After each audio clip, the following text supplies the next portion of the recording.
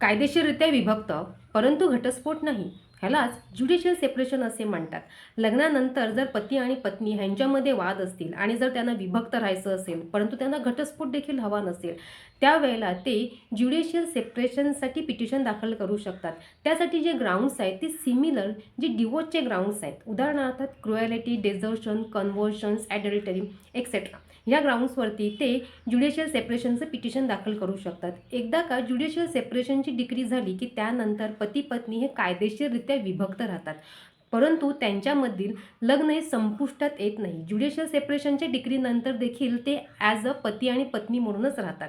1 वर्षाच्या कालावधीनंतर decree pass झाल्यानंतर जर ते पुन्हा पती आणि पत्नी म्हणून एकत्र आले नाही तर अशा वेळेला ते त्या सेपरेशनच्या ग्राउंडवरती डिवोर्स घेऊ शकतात. आणि जर का ते पुन्हा जर एकत्र राहू लागले तर अशा वेळेला ते ज्युडिशियल सेपरेशनची जी डिक्री आहे ती रिसेंड करण्यासाठी पिटिशन दाखल करू शकतात.